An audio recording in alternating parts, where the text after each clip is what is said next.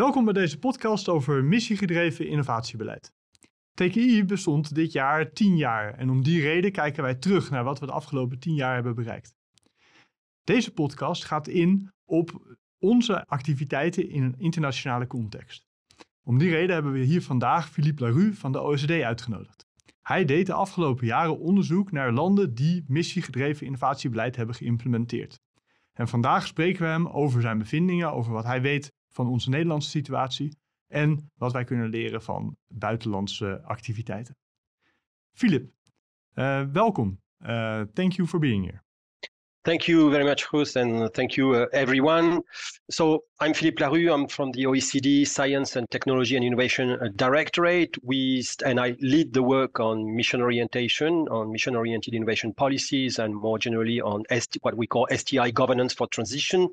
We started our work in 2019 on mission-oriented innovation policy under the aegis of the Committee on Science and Technology Policy, which is the broad committee to which we report that gather policymakers that are in different ministries, in different member countries, OECD member countries, in the relevant policy bodies, ministries and agencies. And basically we started in 2019 on the basis of a double observation of diagnostic.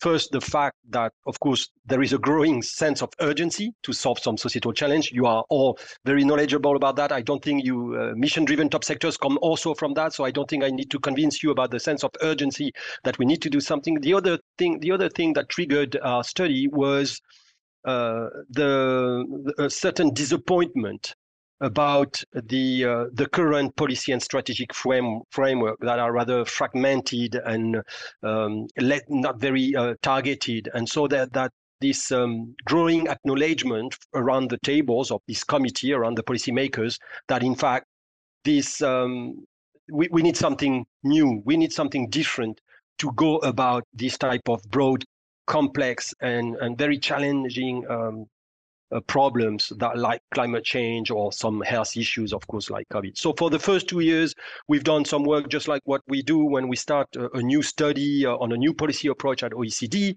We've done some definition, we've done some typological work, trying to understand the different types, identification of what we call the design principles of mission orientation. So basically what we've done was to try to understand basically what was common and what was different in this new type of policy approach, understanding all these initiatives, what do they have in common and what are the different types. And I don't want to go too far into that, but just so that you understand from how we understand mission-oriented innovation policies, what we consider as being mission-oriented policy, I can give you the definition. For us, it's a coordinated package of initiatives. These are policy initiatives, regulatory reform, platform for collaboration. So this package of initiative is tailored specifically to mobilize science, technology, and innovation in a broad sense in order to address a societal challenge. And we go a bit further by saying that this coordinated package of initiatives is aimed toward ambitious and concrete goals, which need to be met in a defined time frame. It spans different stages of the innovation cycle, from research down to demonstration and market deployment, but also it crosses all the different silos that we know too well, disciplinary silos, sectoral silos, policy areas, between different ministries, between different agencies. And they use this package use different instruments, different policy instruments, as I said, from regulatory reform down to supply side instruments or the grants, but also the demand side. And all that has to be integrated. And to make it even more clearly, and I will end with that, we see, in fact, as part of mission-oriented innovation policy, they must include 3 main key components. First, there is a collectively developed strategic agenda. They take different names, IKEA's in the Netherlands, but they are also strategic roadmaps. There are strategic innovation agendas in Sweden. There is always that element, very important. Then the second element is a dedicated structure of governance and leadership. It's not only a committee, it's really a body, usually interdepartmental coordination group with a dedicated mission manager that bring together all the relevant actors that can that have some relevance to address, to fulfill the strategic agenda that they have collectively developed. So that's the second thing. The third element is a tailor-made policy mix. It's, as I said, a package of instruments, and this is very important. And what really make mission-oriented innovation policy specific for us, apart from everything we knew before, it's not any of these elements, because all these elements, you find them in our system of innovation. What is really new is the fact that those three elements are now integrated. They are really taken together. There is a systemic approach to that.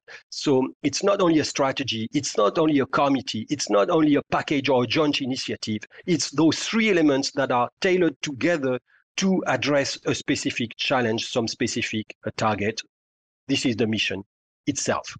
So this is what we've done during the first years, and in the 2 last years we've been working on a on a study a bit more specific, which we call mission-oriented innovation policy for net zero, but I will tell you a bit more about that later.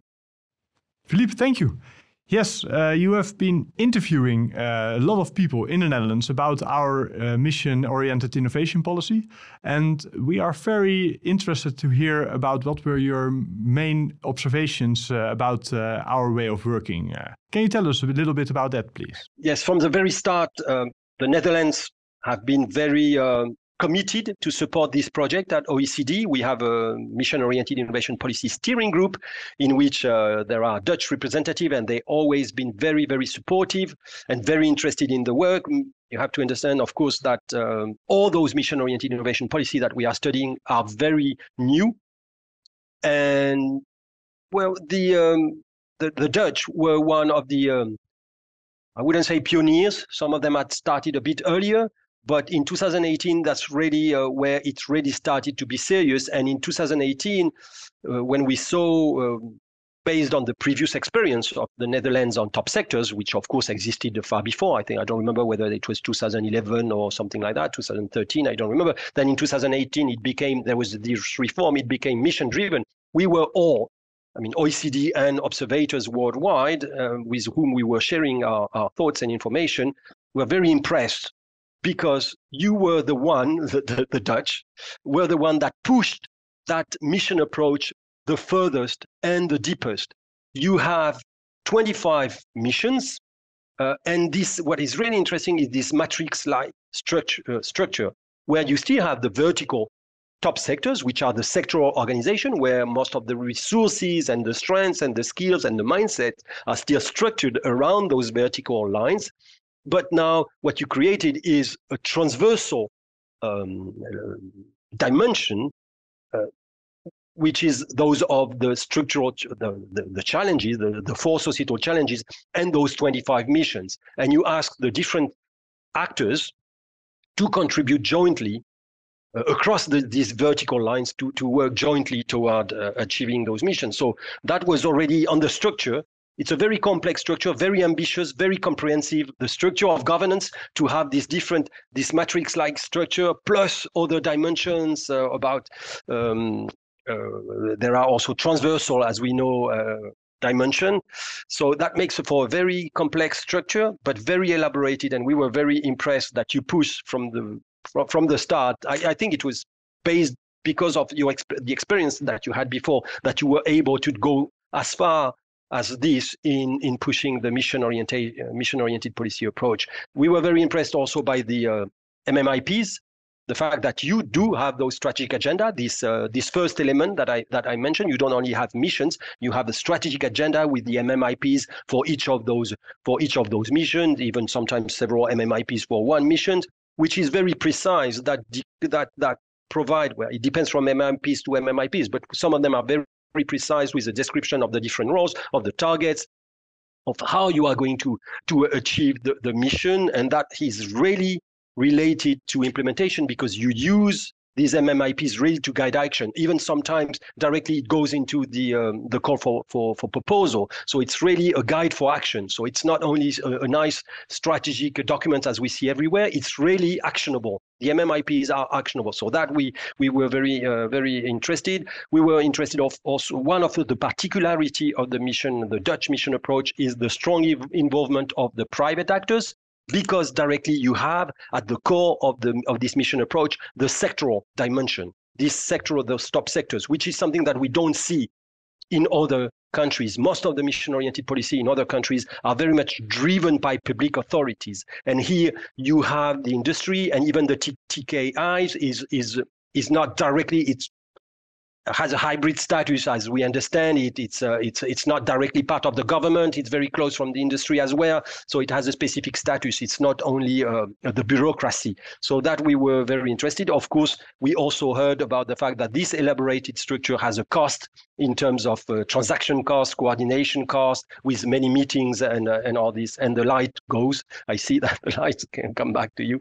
So and something also that we are now interested in is the fact that you really consider it also as a pilot and as an experimentation, and so you learn from that. And now we see that this mission approach in the Netherlands is evolving as we speak now. So that is very interesting as well. Thank you very much for these insights. As you mentioned, we are still evolving, of course, in developing the way we implement this mission-oriented innovation approach. And in this, we really want to learn about what we can learn from other countries that have been implementing this in the last couple of years. Can you tell us a little bit about what has been happening here and what we can learn from that? Yes. So as I said, we've done in the 2 last years, we've been working on this specific study where we try to understand how a mission-oriented policy approach is or is not better suited than other more traditional approaches, policy approaches that are, of course, more fragmented, less coordinated, and less targeted. To what extent a mission approach is better suited than this traditional approach to address the issue of to fight climate change, to help countries fight climate change. And we have developed what we call a theory of change of mission orientation, where we try to really expose and set out in a very clear way and sequential way how the very design principles of mission orientation translate into outputs, outcome, and impact, hopefully net zero. And we try to really set out the sequence of causality from the design of a mission approach to what we expect will be the impact. And so then we have tested that through interviews, including with you, Guus. You know where the process. We try to go systematically in interviews. We try to test elements of additionality. The theory of change says that a mission approach allows to broaden the coordination, to have maybe larger budget because more people around the table, to have more systemic solutions, more ambitious solutions. We test all that and we try to understand how that works or doesn't work in mission orientation. And the result is that basically most of the missions, and we have identified 74 worldwide, 74 what we call net zero missions, which are missions that aim directly or indirectly to reduce greenhouse gas emissions. And what we found is that most of those missions do indeed tick some of the boxes. Some of them are better at they all verify the theory of change. So they all do some of what we expect from mission-oriented policy, but not all. And especially the two main limitations that we find is that it's not, when you really look at it, you see that there are different people, there are much more than STI authorities around the table in those governance bodies and around the missions, and the mission-driven top sectors in the Netherlands are a good example of that. Some of the missions even have the Ministry of Justice in it. So it's really something unprecedented where you have those people from different ministries talking to each other, with also the private sectors also around the table. So that is, and to understand together how they're going to, what will be the pathway, how they are going to try to achieve what the mission is expected, or what are some of those 25 missions. So that is really new. But when you see, in essence, where the money is, it remains very much research and innovation money. So basically what we found in those 74 missions, almost without exception, is that it's who is leading research and innovation authorities, who is paying its research and innovation money. So it's the sectoral ministries and agencies are around the table, but they are not yet totally contributing with their own programs, with their own money. And as we say in France, there is no love, there is only evidence of love. So for missions, for love of mission, what we would expect is money coming, real contribution with programs, policies from sectoral ministries to contribute to the missions. And that it's coming, of course, you might find counterexamples, it happens here and there, but it's not, we don't see yet the systemic missions that we would be expecting. And this is really the beauty of mission, or the expected beauty of mission, is that really for a systemic challenge, you are going to design a systemic intervention. What we call mission-oriented policy, in fact, the way we understand mission-oriented innovation policy at OECD is these are platforms for collective action, for systemic, proactive collective action. And that we see a bit of that, but we're not there yet. The good news is that those mission-oriented innovation policy are learning. And so they are evolving. And what we see that the evolution goes in the right way. The evolution that we see in the Swedish, in the Netherlands, those pioneers of mission orientation that are already at the stage where they can learn and evolve, these ones are moving toward more mission orientation. They, if I can put it that way, they increase the level of missionness of their policy. So that's really interesting. If you ask me about good practice, and I will end with that, importance of the design stage. Many of those mission-oriented policies benefit from strong political backup, but this is a double-edged sword, in the sense that it means a lot of political pressure to move forward and to get results soon. That is an interference. That is creating problems. Mission-oriented innovation policies are very ambitious. You need to enlist actors. You need to broaden the level of coordination. You need to create trust. You need to embark actors beyond your usual suspect networks. And that takes time. So this design stage is very important. And what we see that often it's rushed. So you have to be very careful with that. There is a need for flexibility. There is a need of flexibility so that you can have your network broaden, etc. You need reflexive mechanisms so that you can learn. You have to understand that these are experimental policies. We are still learning about mission-oriented innovation policy in each of them. So it's important that it's clearly acknowledged and that there is reflexive mechanism so you can learn and evolve and improve the practice of mission-oriented innovation policy. Also something, and I will end with that, what is important is the formalization of the systemic dimension.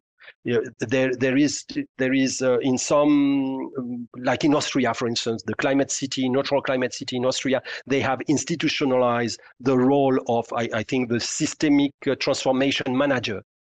In Ireland, they have a challenge owner, something like that, within projects. That these are people that really have responsibilities for the systemic dimension, to make sure that it's really about systemic transformation and not only about technological innovation in a narrow sense. It can be in the structure of governance. It can be in the monitoring and evaluation that you are going to capture and make sure that there is this systemic dimension is really here. Thank you very much, Philippe. Very interesting to hear about the approaches in other countries. We can really learn from what they have been doing in the Netherlands, and we hope the other way around as well. And your research is making that possible. So I hope very much that in a couple of years you will do your research again, and you will find that mission-oriented innovation policy has been implemented in much more places around the world, and that we are really achieving goals that we have set for ourselves, because that's what we're working for very hard every day. So thank you again, Philippe, telling us about your experiences, and see you soon. Thank you very much, Chris.